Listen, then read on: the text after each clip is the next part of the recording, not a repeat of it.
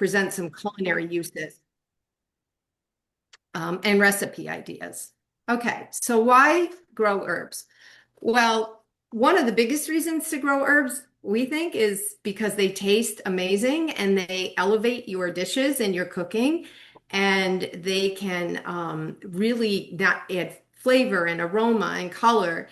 And believe it or not, they're very nutritious. They're like eating vegetables in terms of their nutrient content, antioxidant content.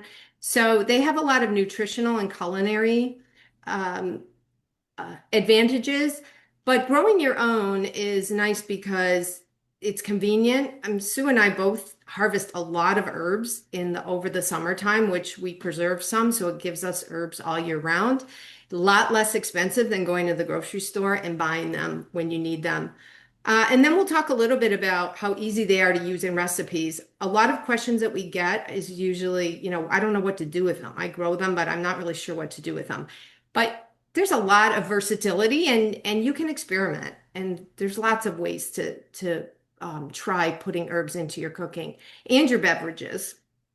And then for your garden, herbs add interest and color. They add aromas, wonderful smells. We're sitting here in front of rosemary right now. It smells wonderful. They're easy to grow, relatively easy to grow. We're going to go through some of the main rules of thumb, if you will, of what they like best in terms of a growing environment. And once you do that, they'll grow pretty well for you.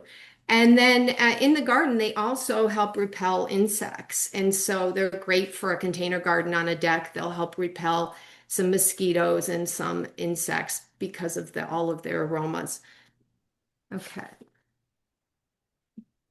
Okay, so how do you select which herbs to grow? And one thing you would want to do is what types of herbs, what are you going to use your herbs for? Are you going to use them for culinary? Are you going to use them for ornamental, medicinal? There's so many different varieties in each of these specific herbs that you can use them for many different reasons. Another thing is um, what look in your pantry. Like, what is it that you have dried now? I mean, that you use all the time, and you can turn those into fresh herbs. Also, um, maybe you're thinking of something you'd like to try. Like last year, I saw in a local nursery. Um, Curry, fresh curry. I'm like, oh my gosh, I've never seen that plant before. I'm gonna try it. So I bought it and it's growing great. It's kind of like a rosemary, actually. So, so think about it that way. Also, if possible, think about having, when you're planting your herbs, I personally plant most of my herbs outside. I do some container, but most of mine are in dirt in the ground. And it's really important to make sure that they're near your kitchen somehow. Because if they're too far away, you're not going to use them. And so I tend to plant mine, and we'll talk about in the garden a little, like basil with tomatoes, for example. And you want to make sure that when you're planting them, they have all of the right things that they need in order to survive. So whether it's full sun or part sun, etc. And we'll talk more about that as we go. And you can also put them in with flowers and stuff, as we will mention again later. Herbs are really come in there's three different types as far as the length of time they last. And the first one is an annual that really lasts just 1 year. And you can see here it's mostly basil and dill and cilantro. Then there's perennials that last a very long time, year after year after year. And some of those are mint and thyme, tarragon, oregano, chives, and sage. And then there's something called biannual. And one biannual herb is parsley, and that means that it grows for um, 2 years. So some of the most common, which are ones that you have actually said right in the chat as your favorites, and we tend to have them here today. And those are parsley, rosemary, sage, oregano, thyme, lemon verbena. That's a little bit of an unusual one that I've liked and I want to introduce you to tonight. Garlic and mint. And right now we're going to kind of share our screen and show you our different uh the different plants. Okay, so Sarah, let us know if you can see these. So the first one is parsley. And here parsley has can you see? Yep. And parsley, there's a couple different varieties. One is curly, which is what this is. Then there's also flat leaf parsley. And it is a biennial, like I had just mentioned. And what that means is that it has these leaves the first year. And then the second year, what happens is that it flowers and it seeds. So a lot of people do think this is an annual. I personally just keep it in there. And sometimes I even get 3 years out of it. And sometimes it'll reproduce on its own too. So that is what happens. I have this more or less in a partial shade. It does do a little bit better in full sun.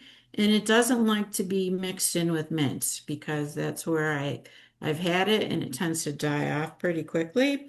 Um, I purchased this plant actually at the end of the season last year for $1. Put a little water in it, and it was pretty straggly. Put a little water in it, put it in my kitchen window, which is south facing, and here you go. This is ready for planting in the spring. And when you're cutting these, you want to just, especially partially, you want to take the lower leaves off first, and that will help keep everything grow. You don't really want to necessarily pick from the middle.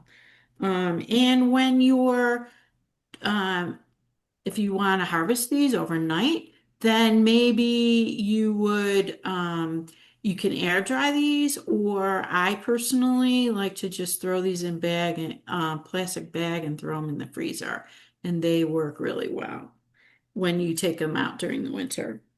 They also like a warmer soil too. And I'm gonna send you right over to Michelle here. She's Okay. gonna talk about rosemary. So this is the rosemary plant that I had out on my deck all summer, and I brought it in for the winter.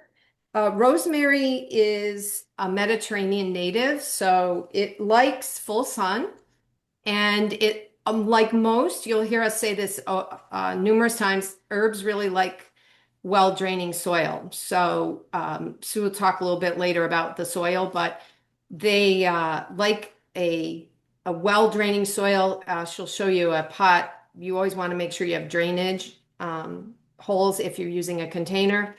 I also read, and I tried it this year. I don't know if you can see, I have a tray here of pebbles that help the plant to drain, but also hold some water and humidity around the plant.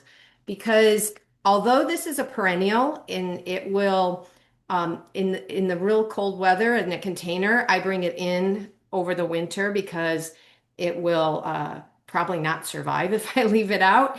And it needs full sun. I've actually been putting grow lights on my herbs because we don't get, obviously, we're not getting, uh, as many hours of sunlight. Um, the one thing about watering, Sue will talk a little bit more about watering, but rosemary, like most herbs, they like to be a little bit um, moist and not too dry, uh, but it will dry out really quickly in the indoor heat with the indoor heat. So that's why the pebbles help keeps humidity around it. I also have this works really well for indoor herbs just to spritz them and give them a little bit of moisture. So in the spring, I will acclimate this back outdoors and it'll go back outdoors. Um, Okay. The other thing I have in here is some sage, which was really a little spindly and leggy. And we'll talk about harvesting a little bit later, but I trimmed them back a little bit a couple weeks ago, and they've been under the grow lights and they're kind of coming back. So it was it looked pretty sad a few weeks ago, but a little attention to it and a little moisture, it's coming back. So this I'll put back outside as well. Again, when you put plants in containers, it's good to know what if they both like the same conditions. So both of these like full sun and well-drained soil, so they would do okay together. All right, I think that's those. And rosemary has a really beautiful smell. So, We're smelling everything here tonight. all right. And then what other one do we have here? Oregano? Oregano. Oregano is also a perennial. Uh, this I just picked up at the grocery store, and they're starting to come out with some of the herbs in the grocery store. So this is actually, I was surprised about how healthy and how good these plants looked. I purposely didn't trim this one back because we'll talk about harvesting, but when you're harvesting herbs, you never want to cut too much down. You want to keep a few inches, like, only take off a third of the plant. So you can see this is getting a little bit, I could probably take a little bit of this off, but it also similar, full sun, well drained, likes a little bit of dryness. We'll talk about a little bit. I just use my finger to test whether they are dry or not. That's oregano. Thyme is a really another one that is really. I use this in a lot of my cooking. I throw thyme into soups and stews and fish and vegetables. I use this herb all the time. No pun intended. And it is also perennial. Um, and you see it used as ground cover. It can be used mixed in with vegetables and in containers and along with flowers. There are a lot of varieties of thyme. You'll see French thyme, English thyme, lemon thyme. So again, Sue mentioned, you can experiment a little bit and try some different varieties. Okay, and again, full sun, well-drained soil. That's pretty much the theme with herbs. They don't like to be sitting in a lot of water. You want to make sure wherever you've got them that the soil is loose and drains easily, or that your containers have drainage holes so the roots are not sitting in water. All right, the last one I have is basil. This also just recently came from the store. This is an annual, which means you're going to have to plant it every year. I have tried pulling it in over the winter and it lasts for a while. And then I've talked to people that are able to kind of keep it alive, but it needs a lot of sun. And unlike the other woodier herbs, it really likes a little bit moister soil. So it's a little bit tougher to grow, but if you have a lot of sunlight, south facing window or grow lights, you may be more successful with keeping it in over the winter. The key with basil is to keep it from flowering. So when you are growing it in the season, as soon as it starts to flower, you want to snip off the flower buds, and that will keep the plant producing a lot of leaves and will keep it from going to flower. Let's see. This I typically freeze, or I make pesto, or I freeze the leaves during the season. This one's kind of tiny. It's eventually would get a lot bigger when you harvest it. Again, like the other plants, you don't want to cut it way down. You want to just kind of take off the top right where the leaves are on the stem. And so with all the herbs, you want to be careful about how much you're cutting off when you're harvesting. Okay. Okay. This one I want to introduce to you. It's a new plant, and this one looks really bad, right? Because it is similar to rosemary. This is called lemon verbena. And it is really an annual here, and because it really does well in zone 8 or lower, or higher rather. And so the leaves are a green leaf, and you can see kind of there's a little bit left on here. And what I did was, this is my experiment. I cut it way back, and I'm overwintering it, and I'm hoping that these leaves are going to show up on here in the spring. And so I've dried the leaves, air dried them, and put them in a glass container labeled. And if you could smell them, they smell just like lemon. This is a great herb, especially when it's fresh for making, putting in beverages and teas. Sue shared a recipe that's in here for making cookies with lemon verbena. It's a beautiful smelling herb. You can use it on fish too, when you're cooking with fish. Basically, it's the leaves, you touch the leaves, oils get produced, and that's where the fragrance comes from. And this again also needs full sun, very important, well dried. You get the theme here, well drained soil, full sun. This really doesn't do well in partial sun. And it's definitely very sensitive to overwatering. The next one, which we saw that you guys mentioned, is garlic. And I don't know if you can see my garlic bulbs here. But there is, can you see them okay? Okay. There's actually a couple different varieties of garlic too. And one is a soft neck, which is this one here. And a lot of people actually braid these, which is kind of fun and interesting. And this has a little bit more of a mild flavor. And then there's the hard neck, and these two represent the hard neck. And so with garlic, you can see it's a bulb, but what you would do is you would just take off one of the cloves like this, and you would plant it before the ground freezes. Now, many people say before the first frost. I've been out when it's been snowing a little, the ground is not frozen, and I'm putting these into the ground. And I put them into the ground. It's kind of like planting a tulip or a daffodil or any type of bulb. You put it in, I'd say about 2 to 3 inches in the ground. I actually plant these around my squash because I have deer, and the deer do not touch my squash. So they repel deer. And also, so you plant them, cover them up, and this is where I would mulch. Put some mulch over there to kind of protect them over the winter a little bit, and then they're going to sprout. And you can see these are already kind of trying to sprout a little bit. And they sprout, and the sprout comes up, and they turn into leaves. And then there's kind of a main stalk. And they the main stalk turns into what they call a garlic scape. Once the garlic scape comes up, a lot of times it'll make like a little loop. And once you see that little loop, you cut it at the base, and you can use these garlic scapes. This usually happens in June. And you use these garlic scapes you can saute them, vegetables, pasta.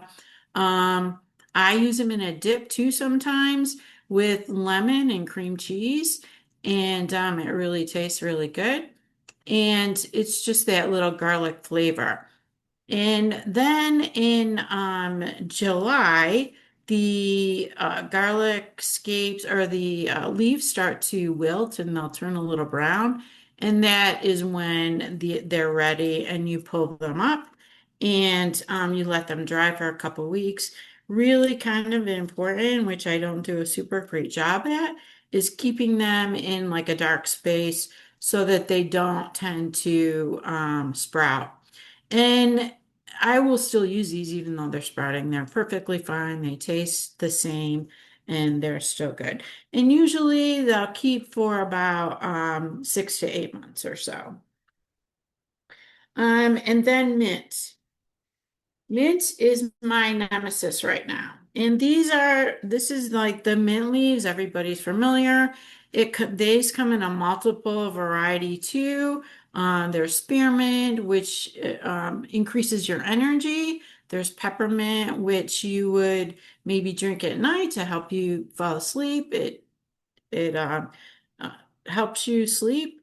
And then there's also like garlic mint. And I'm sure it's a very well-known herb. You can use it in a tea, you can use it in beverage, lemonade, cooking. I mean, there's so many uses. I use it in salad, watermelon, mint, and feta cheese. And again, so many different uses for mint. The one thing that is really why it's my nemesis, and which is really difficult, is that it is very invasive. And I did plant it in a pot, and then I put the pot in the ground, and it got away from my pot. So now it is all over my garden, and that is my project for this year, is to try to get rid of as much of the mint as I possibly can. So, anyways, be careful when you plant mint. Okay. Okay, so those are some of the most common herbs, annuals, perennials. We put a slide in here, just some of the ways or some of the herbs that are helpful for repelling insects that make them ideal for the garden or containers on decks and patios. And you can see these are the herbs that we showed you here. Many of them help repel things like mosquitoes and flies. Basil, Sue mentioned planting basil with your tomatoes, which not only do they complement each other in dishes, but they also help to repel some pet tomato insects and pests. And so, if you know, they'll not only smell good on your deck or patio, but they'll also help with some of your insect repellent.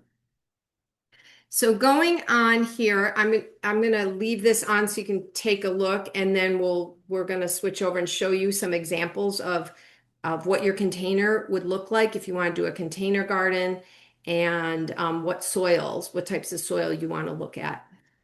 Okay, so how do you go about planting your little herb garden? Well, either in the ground or mostly in a container. You would use a soil that is like a potting soil or something like that. That's really specifically for a container. In your yard, if you're planting vegetables, then it's fine soil for herbs too. And you want to make sure that the container has drainage holes. It's kind of important, really, to make sure you have the right size pot. And mostly for herbs, an 8 to 12-inch pot for one, and it needs to be 8-inch deep. And again, most of the herbs, as we've already talked about, need full sun. There are things that do well in partial shade, like we've been kind of talking all along here. Mint is fine in partial shade, so is parsley. You actually even have thyme in partial shade. Um, but there's things that absolutely have to have full sun, and that's like basil and oregano and this lemon verbena.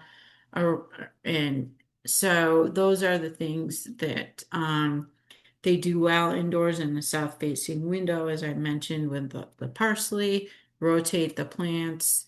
And let's go to the next. The nice thing about a container outdoors is that you can lift it and move it around too as you want to move sometimes in the heat of the summer, you may find that you want to move them around a little bit.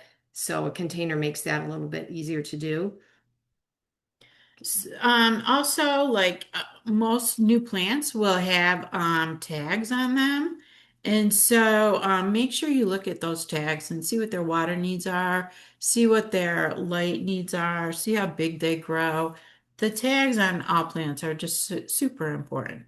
If you need to, when you're trying to figure out if you need to water, just stick your finger right in that dirt and go up to the first or second knuckle. If it feels dry, it's time to water.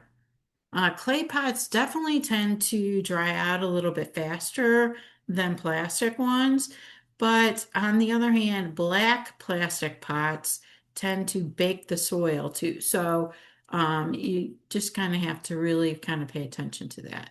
Mulching, this is more for outside, and I really do try to mulch, especially the perennial herbs for winters, especially in these really cold temperatures that we've been having. The snow is definitely a huge layer of protection, but mostly I use leaves from our yard and chop them up and use those as my mulch for the winter for protection. And also, as we were saying, start with the healthy plants. All the plants we have tonight here are really healthy. Those can be planted right outside in the spring, and it will really help with them having a great start and really preserve it or really producing for you. As far as fertilizer is concerned, I personally don't use fertilizer on any of mine. Um, Fertilizer, if you use it a lot, it will lessen the taste and fragrance of the plant, and it doesn't do any good for the flavor. And also, it can maybe even stunt the growth rather than cause it to grow or make it really leggy. Um, and the potting soil, sometimes you can find, and we have a slide, potting soil specifically for herbs, which is here. And it will be get you a great start to your planting season. Yeah, these potting soils usually have some perlite or are a little bit lighter and not so compact, so they make it ideal for growing herbs. I do not plant my herbs in the soil. I use all containers. So I start with a good soil, and as Sue said, you want to be careful about fertilizing too much because it does impact flavor on herbs. But I find I don't have to do a lot of fertilizing at all if I start out with a good potting soil. Okay. Plants and how they are. Okay. So I'm just gonna stop here for a second and just So we just wanted to show you an idea of a pot, the 10 or 8 to 12-inch pot. This is one, it's a hanging pot. It's plastic. It has that drainage on the bottom. Here is soil, and it's just regular potting soil. You would fill it 3/4 high. And then once you fill it, you would take one of your healthy plants, like this one here, stick it in and water it up good, and you're good to go. I would just want to add too, if you're reusing a pot, you want to make sure that you sterilize it. If it's not a brand new pot, you don't want to pick up any potential uh, some unwanted diseases. Yeah, thank you. So a little diluted bleach water or will help to sanitize that. So I take them out in my garage. I wash them with some soap and water, a little bleach water, and that will help. Same with any utensils you're using. I use these kitchen shears for trimming and harvesting herbs, and you want to make sure that I run these through my dishwasher so they get cleaned. But you want to be careful not to spread any disease. So if you're using a pot that you use for something else, I would just wash it and sterilize it. Yep. And I think we'll just go back. Okay, let's see. So harvesting your herbs, there's some general rules of thumb here. As I mentioned earlier, the biggest thing is not to over harvest and remove too much of the plant. So for annuals, as I mentioned with the basil, when you start to see buds, I just go there and I pinch them off. That's going to help the plant leaf out a little better and keep the flavor. Remove the top leaves and stems either with a sharp knife, pruning shears, or as I just showed you, I use kitchen shears, and cut just above a leaf or a pair of leaves. So I find the pair of leaves and I just cut right above those. And again, leave 4 to 6 inches of the plant material. So you just don't want to harvest and cut too much of the plant away. And then for perennials, remove only the top third of the plant. So I think that's a common mistake is to over harvest. In the peak harvest season, yeah, if your plants are doing well, you will get plenty of herbs for a while. Um, yeah, okay. So for example, here, I think I mentioned this before, like here's the oregano, and I would just maybe cut right above these leaves right here and still leave a decent amount of the plant. Um, and like I said, my experience, I think Sue as well, is once these get growing, we have more than we can. Yeah. You don't have to worry too much if they're doing well, of not getting enough. So that's what I would just be careful Maybe about talk that. about the rosemary too. Yeah, the rosemary, as I mentioned, I've stopped cutting this. This has been indoors, and I'm just letting it now kind of regroup before the spring because this is about as I don't want to cut this anymore because first of all, it's really woody right now, and but I don't want to do any damage to the plant, so I'm just letting that go. But once spring comes, these will start to really shoot out, and I'll have plenty of rosemary. Rosemary is such a strong flavored herb, you really don't need a lot of it anyway. I find that a little bit goes a long way when it comes to rosemary. All right.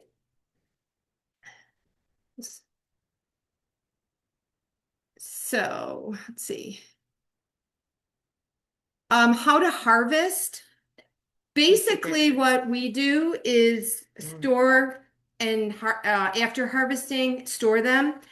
Sue does a lot of drying herbs.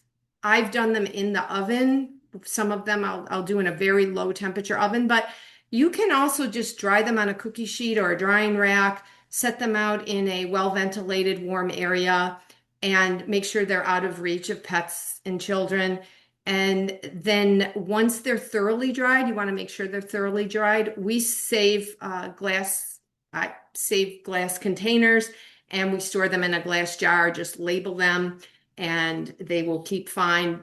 I tend to freeze a lot of my herbs, especially things like parsley and basil.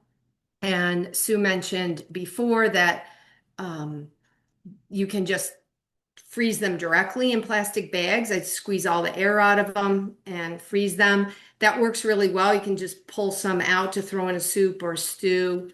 Flash freezing, I haven't tried this. I just read about this. But it is kind of like if you've ever flash frozen blueberries or fruit, you spread it out on a tray.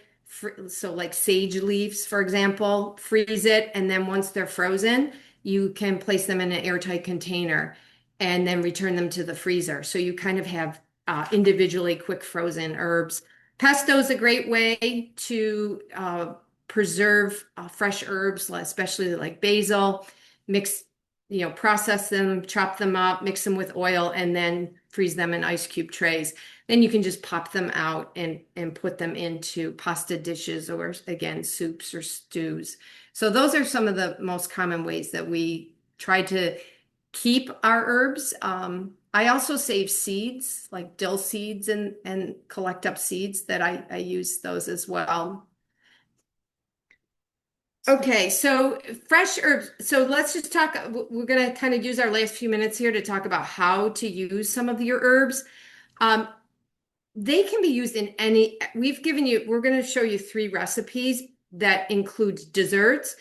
They can be used in salads, main entrees, and beverages. I have a recipe where I use mint and sliced oranges that are put in water to overnight, and it makes an orange mint refreshing water for the summertime. So you can really use them across all types of dishes, salads, desserts, entrees, beverages. Uh, we would recommend adding fresh herbs like basil, parsley, or dill to dishes toward the end of cooking because they don't really survive too well if you put them in too early, but they will add a nice punch of color and aroma and flavor when they're added to a dish toward the end of cooking or even as a garnish. Dried herbs are best added at the beginning of cooking to really draw out their flavor. I did put the ratio here. If a recipe calls for dried herbs and you want to use fresh, it's a 3-to-1 ratio. So 1 tablespoon of fresh herbs is equal to 1 teaspoon of dried herbs. So 3 times the amount for fresh herbs.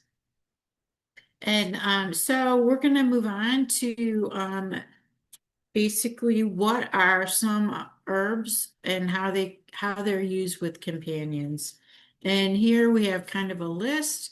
Rosemary, what can you use rosemary for? Wow, all kinds of potatoes, roasted vegetables, pork, bread, savory, sweet things, sage, same thing, uh, butter and poultry, risotto, sausage, stuffing, vegetables, oregano in all kinds of pastas and pizzas and soups, parsley, mostly in soups and dips. I mean, even in one of my recipes for chicken French, it calls for a little parsley at the very end. Thyme, again, soup, sausage, you get the gist here. They can be used in pretty much everything because they're so versatile. Chicken and beef. Basil, again, in salads, and I mean, caprese salad is probably the most famous salad, right? And tomato sauces and pastas and beverages also. Um, it's pretty popular right now to put herbs in drinks, and it is either um, alcoholic or a non-alcoholic drink. So I've been seeing a lot of recipes now for drinks with herbs. Chives, again, dips and dressings, and potatoes. Seafood is and eggs are a really big thing for chives too, and also biscuits. Dill, again, um, probably fish and eggs and seafood sauces, and also using a lot of Greek food. And again, cilantro, which is the Mexican and Thai dishes. Um, just a little no, we saw some people that really like cilantro. We use a lot of cilantro in our cooking too, and we do find it a little bit more difficult to grow. It's not one of our favorite things to grow actually, because it usually doesn't work out so well. It goes to seed. I've struggled with it because it goes to seed pretty quickly. Some people have suggested succession planting, like planted a few times during the season. Uh, I don't know if anybody's got any suggestions, but I do collect the seeds, which you can use. That's the coriander seed, but it tends to go to seed pretty quickly. So I keep try different. We've tried different uh, seasons to see if we can get the cilantro to grow, but neither one of us has had a whole lot of success with that. I'd mentioned too that, even though these are recommendations that to get you started, I just sometimes will look at what I have and I've thrown herbs into chilies. I mean, you'd be amazed. You can experiment a little bit because they've they are quite versatile. The other thing is, here's a few recipes that we've done that we've made. And even though they call for, like, this is vegetable dill dip, you could throw in some parsley here. You could throw some cilantro in here. So you could take a recipe like this that gives you a good starting point, and it's a good suggestion. But Sue mentioned garlic scapes or even chives could go into something like this. So you can play around with those things and experiment a little bit, but this would lend itself to lots of herbs. So herbs and dips are a great way to use them. And I'm just going to show you. I make this herb butter. It's not my recipe. It's Ina Garten's recipe, but it is amazing, and people love it. And it looks really really fancy, and it's not hard to do. It's unsalted butter that you soften, and then you put in a couple tablespoons of different chopped herbs. And again, you could probably vary these herbs: parsley, chives, thyme, some minced garlic. You could probably change that up. I put a little lemon zest, salt, and black pepper. And then if you could leave it just like that, but if you want to be really fancy, you can transfer the mixture to parchment paper and roll it and then refrigerate it and slice it into rounds. And they make really pretty, little discs for meats or vegetables or bread. So it's an easy way to use herbs, and it's really high impact. And then Sue makes these. I'll tell you about these are her lemon verbena cookies. And so again, I wanted to experiment with lemon verbena. I found this recipe and everybody loves it. And it's again fresh for lemon verbena. Again, I just made this last week and I didn't have fresh. So I used my dried that I had here and it turned out just as good. Also, I did want to just mention a little bit about the dill and the cilantro. They're self-seeding. And if you let them go to seed and you keep them in your ground in the garden, they do reproduce in the next spring too. So I keep watching every spring when I'm weeding my garden in the very early spring to see if anything looks like a dill leaf or a cilantro leaf, and I make sure that I don't pull that up to see if it winds up Yeah, coming up. I had containers of tomatoes, and they were growing some dills from seeds that had migrated over to that container. So you kind of look for it because it was popping up in other places. Okay.